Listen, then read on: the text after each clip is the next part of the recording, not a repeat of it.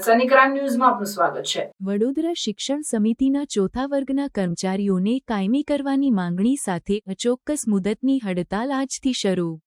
Vadodara corporation હસ્તકની નગર પ્રાથમિક શિક્ષણ સમિતિ ચોથા વર્ગ કર્મચારી સંઘ દ્વારા 570 કર્મચારી કાયમી કરવા માંગણીનો ઉકેલ લાવવા તારીખ 4 સુધીનું અલ્ટિમેટમ આપ્યું હતું, પરંતુ કોઈ નિવેડો નહીં આવતા આજથી તારીખ 5થી અચોક્કસ મુદતની હડતાલ શરૂ કરવામાં આવી।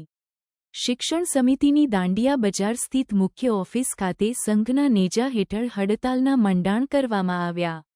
સંઘના પ્રમુખના નિલેશભાઈના જણાવ્યા મુજબ 1992માં 570 કર્મચારીઓ હતા, જેઓને કાયમી કરવામાં આવ્યા નથી।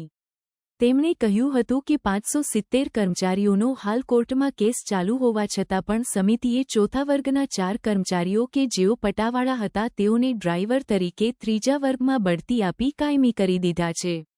એમાં પણ એક કર્મચારી નિવૃત્ત થતાં તેને પેન્શન મળવાનું ચાલુ થયું છે। કોર્ટમાં કેસ ચાલુ હોવા છતાં 4 કર્મચારીઓ કઈ રીતે કાયમી કરાયા તે મુદ્દે તેમણે આરટીઆઈમાં જવાબ માંગ્યો છે।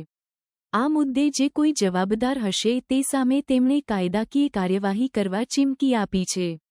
હાલ માત્ર 105 કામ કરે છે, જે બધા 4-5 વર્ષમાં નિવૃત્ત થઈ જશે, જે બધા 4-5 વર્ષમાં નિવૃત્ત થઈ જશે।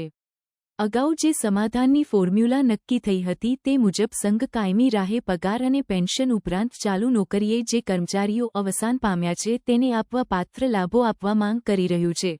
આ વખતે કોઈપણ પ્રકારનું લોલીપોપ લેવામાં નહીં। સનસની ક્રાઇમ ન્યૂઝ ને સબસ્ક્રાઇબ કરો અને બેલ આઇકન દબાવી તાજી અને સચોટ ક્રાઇમ સમાચાર સૌથી પહેલા મેળવો।